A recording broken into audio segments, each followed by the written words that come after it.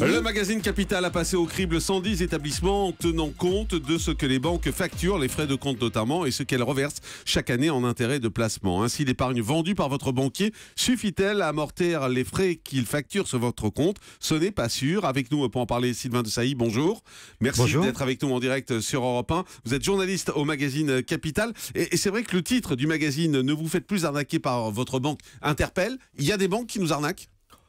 Écoutez, il y a des banques qui exagèrent, on va dire. Donc, on peut considérer qu'elles nous arnaquent parce qu'on pourrait trouver moins cher en allant ailleurs, en regardant peut-être l'agence d'à côté ou en allant voir les agences, les nouvelles agences bancaires dématérialisées, c'est-à-dire sur Internet, qui là sont vraiment beaucoup moins chères. Mais c'est très compliqué de s'y retrouver dans les banques parce que même dans votre dossier qui est très complet, en fait, ça dépend vraiment de son profil. Voilà, ça dépend vraiment du profil, ça dépend effectivement de ce qu'on dépose en banque. Alors, on a un compte courant en général, mais on a aussi une carte bancaire.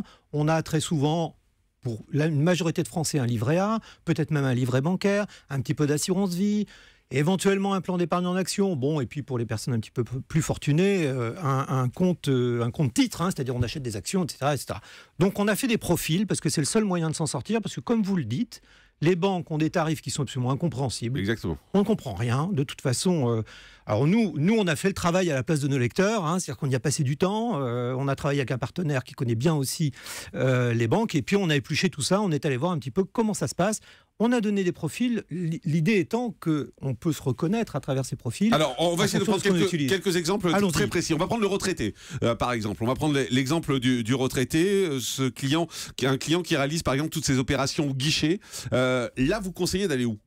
Alors là, on conseille d'aller dans des banques assez traditionnel du type, alors Société Marseillaise de Crédit, bon, il faut être Marseillais, oui, mais il y a beaucoup de Marseillais qui nous écoutent. Effectivement.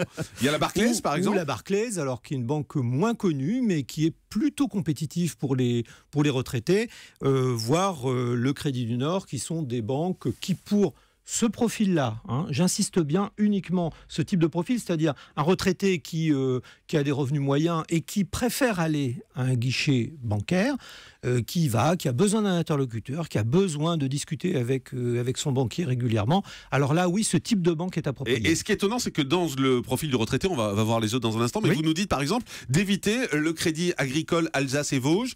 Ça veut dire qu'il y a le Crédit Agricole, on pourrait se dire que c'est c'est une banque en tout cas qui est à notre service, qui nous sert. Et là, vous dites, il faut éviter, comme il faut éviter le Crédit Mutuel Nord-Europe, pourtant Crédit Mutuel.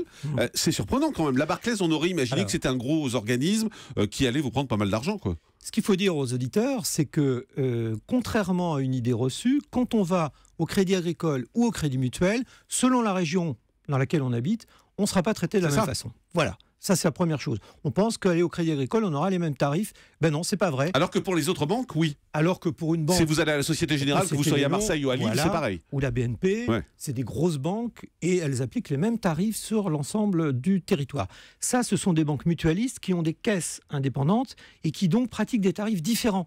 Et on remarque effectivement, vous l'avez souligné, mais si on regarde tous nos profils, effectivement, les banques qui sont très très proches du territoire, comme le Crédit Agricole, c'est un peu leur pub aussi, c'est rarement, enfin pas toujours, mais une banque comme le Crédit Agricole est quand même assez mal placée dans notre... Elle arrive assez souvent dans le bas du classement, en effet. La Crédit Agricole, qui pourtant, je le rappelle, est la première banque en France. C'est le premier établissement bancaire français.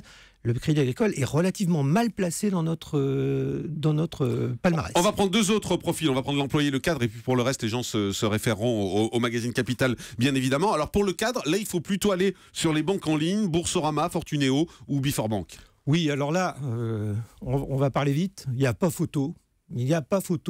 L'écart est absolument énorme en termes de frais. C'est-à-dire que ces banques directes... Bon, je vais prendre un exemple. Vous avez une carte bancaire. Si vous êtes dans une banque traditionnelle, on va vous faire payer votre carte bancaire. Vous allez dans une banque directe du type Boursorama, Fortunéo, Hello Bank ou Biforbank. Là, la carte bancaire est gratuite. Je rappelle quand même que si vous avez une carte Visa Premier, par exemple, dans un réseau classique, c'est plus de 100 € par an. vous économisez déjà en allant dans une banque directe plus de 100 euros. Mais c'est assez clair parce que le coût annuel d'un compte chez Boursorama, c'est 42 €. Et si on va en bas du classement, si on va chez Groupama Bank, 131 €, Crédit Mutuel Nord-Europe, 188 et Crédit Agricole, à nouveau, alors Alsace, Vosges, Sud et Rhône-Alpes, 171 €. Et oui, et c'est effectivement sur ces frais qui sont prélevés régulièrement que ça fait la différence et qu'à la fin de l'année, alors peut-être que ces frais ne sont pas énorme à chaque fois. Mais à la fin de l'année, quand on fait l'addition, ça peut être pour un cadre, notamment un cadre supérieur, donc un peu plus de revenus, c'est plusieurs milliers d'euros de différence. Bien sûr. Et alors, si on dit un mot sur les employés également, là, vous conseillez Boursorama, Fortunéo, ING Direct, donc encore des banques en ligne. Mais alors là, c'est encore plus spectaculaire. C'est-à-dire que le coût annuel d'un compte pour ces 3 banques, c'est 29 €. Et si on va sur le Crédit du Nord, c'est 278 €, soit quasiment 10 fois plus. Et pareil, alors on ne s'acharne pas sur Crédit Agricole, mais bon, voilà, il se trouve que c'est en bas du classement. Encore Crédit Agricole Alsace-Vosges, 265 € contre 29 pour les premiers. C'est assez incroyable quand même. Non, mais c'est assez incroyable parce que ces banques qui jouent la proximité, vous parlez du Crédit Agricole, mais je mettrai également le Crédit Mutuel dedans, voire parfois certaines caisses de la caisse d'épargne, pas toujours, il est un peu moins mal placé, ce sont des banques qui jouent la proximité, c'est des banques mutualistes. Et paradoxalement, ce sont des banques qui sont les plus mal placées. Alors, effectivement, dès qu'on peut, c'est vraiment, il y a un conseil à donner aux auditeurs, c'est qu'à partir du moment où on peut aller dans une banque directe, là on fera des économies.